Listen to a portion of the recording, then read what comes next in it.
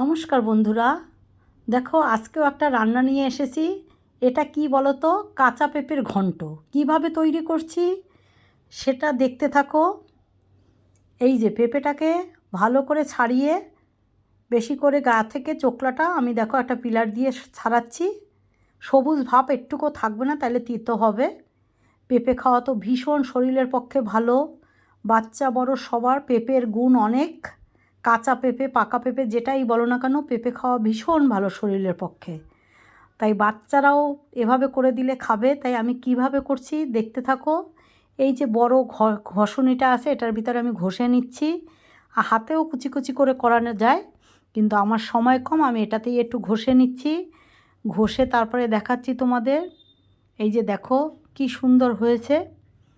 তাই আমি কাঁচা পেঁপের ঘন্ট করব, ভীষণ ভালো লাগে। সপ্তাহে একদিন হলেও তোমরা করে দেখতে পারো।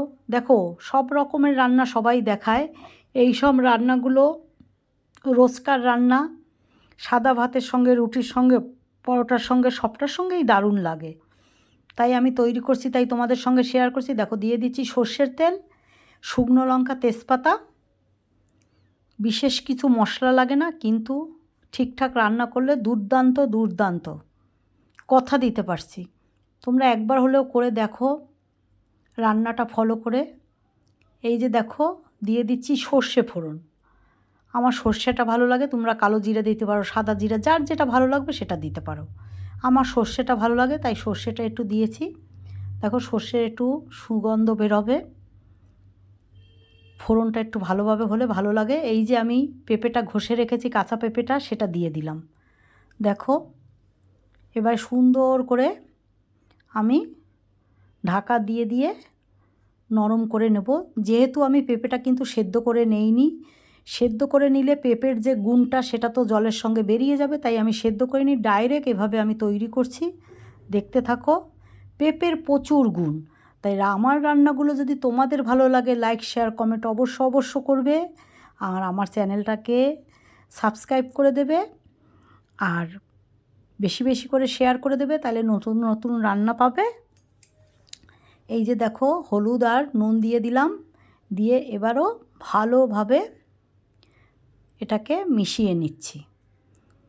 বাচ্চারা যদি খায় শুকনো লঙ্কা দেবেন না, সেখানে কাঁচা লঙ্কা ব্যবহার করা যাবে। তাই আমি তৈরি করছি, তাই তোমাদের সঙ্গে শেয়ার করছি। আমার তো ঘরোয়া সব রান্না তোমাদের দেখাই, কতটা ভালো লাগে জানি না। তাই দেখো দিয়ে দিলাম হাফ চামচেরও কম একটু জিরের গুঁড়ো। দেখো জিরেটা দিয়েও ভালোভাবে পেঁপেটার সঙ্গে ঘষা পেঁপেটার সঙ্গে মশলাটা ভালোভাবে কষিয়ে নেব। যত সুন্দর কষানো আমি সবসময়ই বলি। এই যে দেখো কষানোটা দেখতে পাচ্ছ, কড়া থেকে একদম ছেড়ে দিয়েছে। হলুদ নুন জিরের গুঁড়ো একদম কষানো হয়ে গেছে।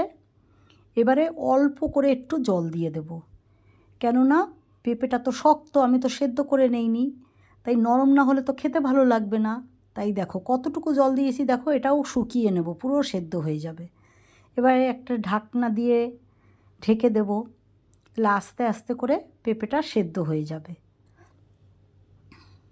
দেখো রান্না সবাই কম বেশি পারে, সবাই রান্না করে। আমি নতুনদের জন্যও করছি, পুরনোদের জন্যও করছি। যারা যারা এইসব রান্নাগুলো করেনি কোনো দিন, তারা চেষ্টা করতে পারে।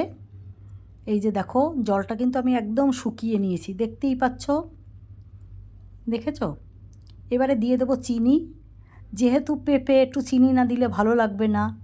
আর এটা নিরামিষ, চিংড়ি মাছ দিয়েও ভালো লাগে, কিন্তু আমি নিরামিষ তৈরি করছি। নিরামিষ করলে রুটি পরোটা সবটার সঙ্গে খাওয়া যায়। এই যে আমি কিভাবে তৈরি করছি তোমাদের সামনেই আমি তৈরি করছি, দেখতে পাচ্ছ এখানে। এই যে দেখো দিয়ে দিচ্ছি একটু গরম মশলা, একদম হয়ে এসেছে দেখো। আর দিয়ে দেবো একটু ঘি, ভীষণ স্বাদ একটা, একটু ঘি দিয়ে দিলাম। এবারে ভালো করে মিশিয়ে আমার কিন্তু পেঁপে ঘন্ট রেডি।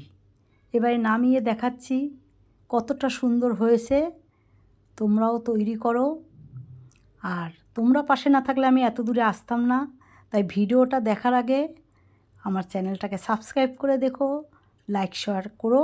আর কি কি রান্না দেখতে তোমরা চাও অবশ্য করে জানিও। এই দেখো আমার পেঁপে ঘন্টটা একদম আমি কি দিয়ে ঘন্ট করছি আমি যদি না বলতাম কেউ বলতে পারতো না, তাই আমি বলেই দিলাম পেঁপে ঘন্ট।